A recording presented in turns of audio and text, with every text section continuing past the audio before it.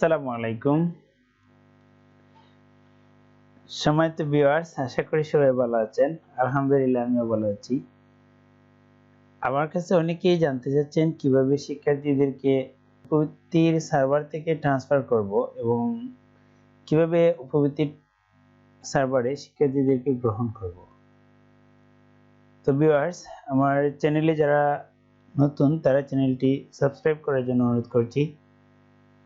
এতে করে পরবর্তী ভিডিওর নোটিফিকেশন আপনার কাছে চলে যাবে এবং সবার আগে আপনি ভিডিও দেখতে পাবেন।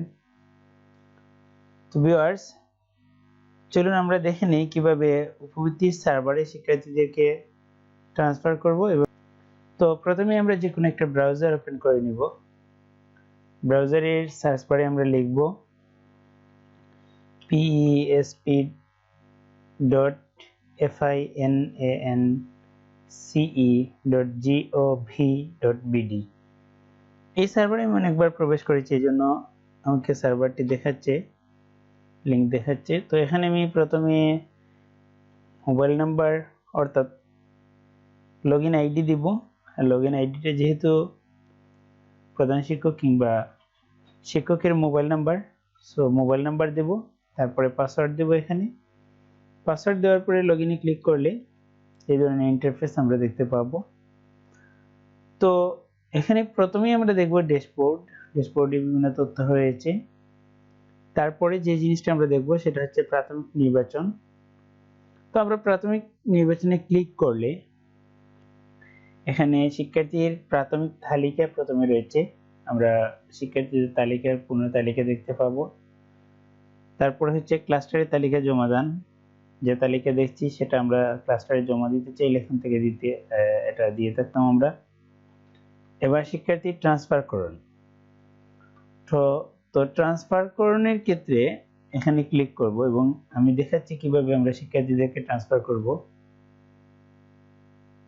যে শিক্ষার্থীদেরকে ট্রান্সফার করতে চাচ্ছি, যদি একজন বা একাধিক শিক্ষার্থী হয়ে থাকে, সেক্ষেত্রে আমরা ওই প্রথম যে কলামটা রয়েছে সেখানে এই ঘরের মধ্যে রেড চিহ্ন দিয়ে দিব যাদেরকে ট্রান্সফার করতে চাচ্ছি।